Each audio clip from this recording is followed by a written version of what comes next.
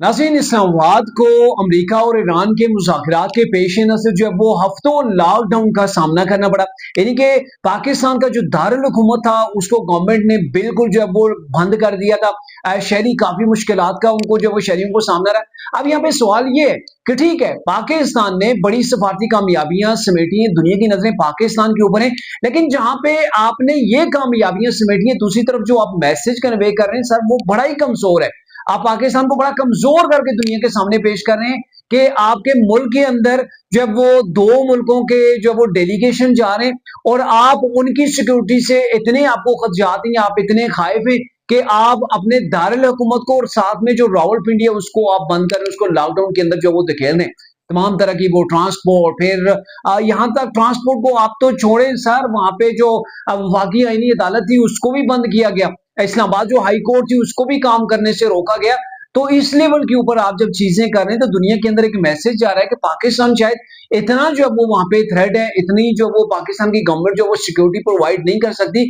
उसके लिए उन्होंने पूरे अपने दारुल हुकूमत को जो वो बंद कर दिया। और एक दो रोज के लिए नहीं, अभी वो मुज़ाकरात चले नहीं है, एक दौर पहले हो चुका है, दूसरा दौर जो वो अभी हुआ नहीं है, लेकिन उसके लिए पेशगी इकदाम इतने उठाए गए कि पूरे के पूरे इस्लामाबाद को, रावलपिंडी को, उसकी तमाम जो पब्लिक ट्रांसपोर्ट थी उसको, स्कूल जो वो वर्क फ्रॉम होम के ऊपर चले गए थे, दफातर जो वो सारे के सारे बंद हो गए थे। तो जहां पे आप एक मुस्बत इकदाम उठा रहे हैं,